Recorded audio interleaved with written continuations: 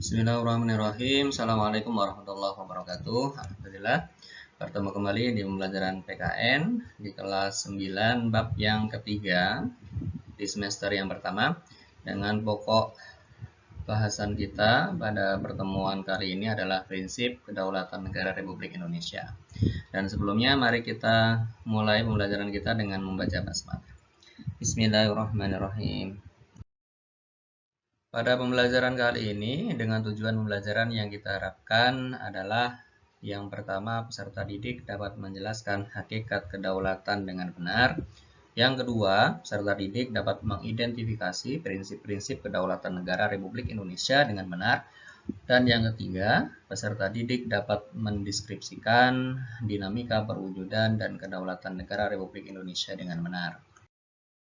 Pembahasan selanjutnya akan kita pelajari terkait dengan hakikat dan teori kedaulatan. Kata kedaulatan berasal dari kata daulah yang artinya kekuasaan tertinggi. Kedaulatan adalah kekuasaan tertinggi untuk membuat undang-undang dan melaksanakannya dengan semua cara yang tersedia. Selanjutnya terkait dengan kedaulatan mempunyai 4 sifat, diantaranya adalah yang pertama mempunyai sifat asli, artinya kekuasaan tidak berasal dari kekuasaan yang lebih tinggi. Yang kedua bersifat permanen, yang artinya kekuasaan itu tetap ada sepanjang negara itu berdiri. Dan yang ketiga adalah bersifat bulat, yang berarti kekuasaan tidak dapat dibagi-bagi. Dan yang keempat bersifat tidak terbatas, artinya kekuasaan itu tidak dibatasi oleh kekuasaan yang lainnya. Selanjutnya akan kita bahas terkait dengan teori kedaulatan. Di antaranya adalah yang pertama teori kedaulatan Tuhan, yang kedua teori kedaulatan raja, yang ketiga teori kedaulatan negara, keempat teori kedaulatan hukum, dan yang kelima teori kedaulatan rakyat. Yang pertama, teori kedaulatan Tuhan merupakan teori kedaulatan yang pertama dalam sejarah. Menurut teori ini, kekuasaan yang berasal dari Tuhan itu diberikan kepada tokoh-tokoh negara terpilih dan berperan selaku wakil Tuhan di dunia. Teori ini pernah dianut oleh negara Jepang pada saat dipimpin oleh Kaisar Tenno Heika yang dianggap sebagai keturunan Dewa Matahari. Yang kedua, teori kedaulatan raja. Teori ini beranggapan bahwa kekuasaan tertinggi terletak di tangan raja sebagai penjelmaan kehendak Tuhan. Kekuasaan raja mutlak dan tidak dapat diganggu-gugat.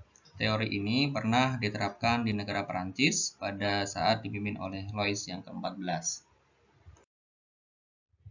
Yang ketiga, teori kedaulatan negara. Menurut teori ini, kekuasaan tertinggi terletak pada negara. Hukum dan konstitusi lahir atas kehendak negara dan diabadikan untuk kepentingan negara. Teori ini pernah diterapkan di Jerman pada saat diperintah oleh Hitler. Yang keempat, teori kedaulatan hukum. Menurut teori ini, kekuasaan hukum merupakan kekuasaan tertinggi dalam suatu negara. Hukum menurut teori ini adalah hukum tertulis dan tidak tertulis. Hukum tertulis misalnya Undang-Undang Dasar dan peraturan perundang-undangan lainnya. Adapun hukum tidak tertulis meliputi kebiasaan dan norma adat. Kekuasaan pemerintahan dibatasi oleh norma sehingga tidak bersifat absolut. Yang kelima, teori kedaulatan rakyat. Menurut teori ini beranggapan bahwa rakyat merupakan kesatuan yang dibentuk oleh suatu perjanjian masyarakat. Teori ini mengajarkan bahwa kekuasaan negara tertinggi terletak di tangan rakyat. Teori ini muncul sebagai reaksi terhadap kekuasaan raja yang absolut. Keabsolutan kekuasaan pemerintah perlu dibatasi dengan adanya pembagian kekuasaan seperti dalam ajaran trias politik.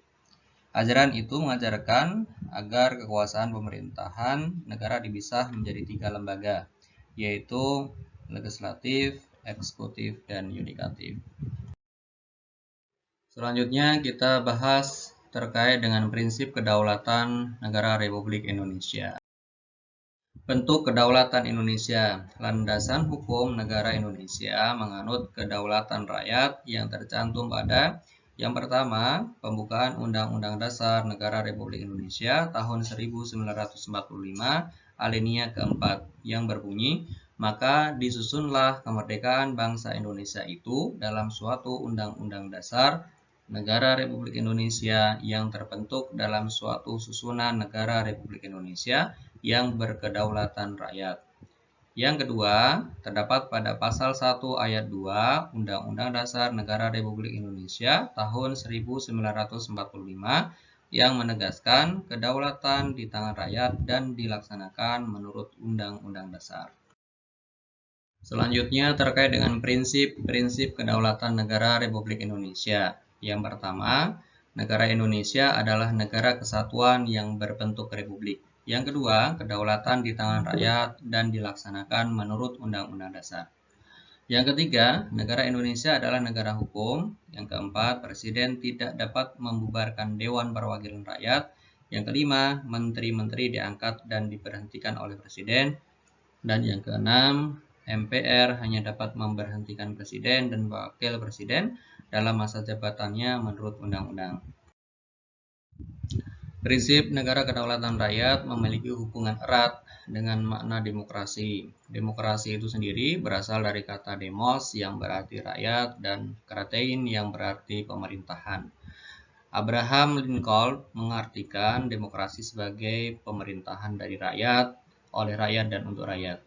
Sehingga disimpulkan bahwa demokrasi yang dianut negara Indonesia saat ini adalah demokrasi Pancasila yang memiliki makna demokrasi yang dijiwai oleh nilai-nilai Pancasila sebagai satu kesatuan. Selanjutnya akan kita bahas terkait dengan demokrasi Pancasila, perbedaannya dengan demokrasi lainnya. Dalam hal ini, sebagai pembandingnya adalah kita akan membandingkan antara demokrasi Pancasila dengan demokrasi liberal dan demokrasi sosialis. Yang pertama, demokrasi Pancasila memiliki ciri-ciri yang pertama, mengutamakan kepentingan bangsa dan negara di atas kepentingan pribadi atau golongan dan mengakui hak milik perorangan. Yang kedua, keputusan diambil dengan musyawarah mufakat. Ketiga, agama merupakan bagian yang tidak terpisahkan dari kehidupan bernegara. Dan yang keempat, tidak dikenalnya diktator mayoritas dan tirani minoritas. Yang kedua, demokrasi liberal dengan ciri-ciri yang pertama, mengutamakan kepentingan pribadi dengan mendukung sepenuhnya usaha pribadi. Kedua, keputusan diambil dengan suara terbanyak atau 50+1. Yang ketiga, memisahkan urusan agama dengan kehidupan negara atau sekuler. Dan yang keempat, keputusan ditentukan oleh kesepakatan individu sebagai warga negara. Yang ketiga, demokrasi sosialis dengan ciri-ciri yang pertama, mengutamakan kepentingan bersama dengan mengabaikan kepentingan pribadi. Kedua, keputusan diambil berdasarkan kehendak mayoritas. Ya, ketiga, tidak mengenal agama karena tidak mengakui adanya Tuhan yang Maha Esa. Dan yang keempat, suara mayoritas kelompok besar masyarakat yang menentukan segalanya.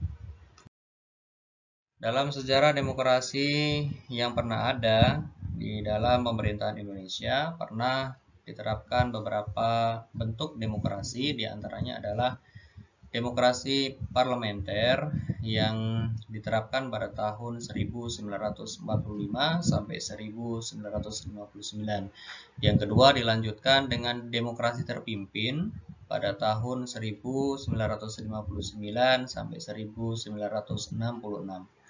Dan yang ketiga, demokrasi Pancasila yang dimulai dari tahun 1966 sampai 1998.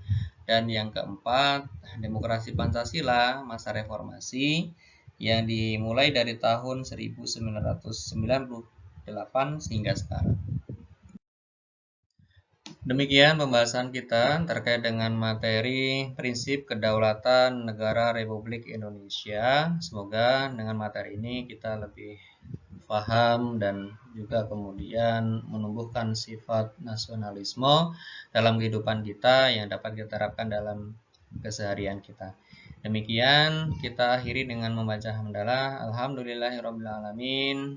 Kita akhiri. Assalamualaikum warahmatullahi wabarakatuh.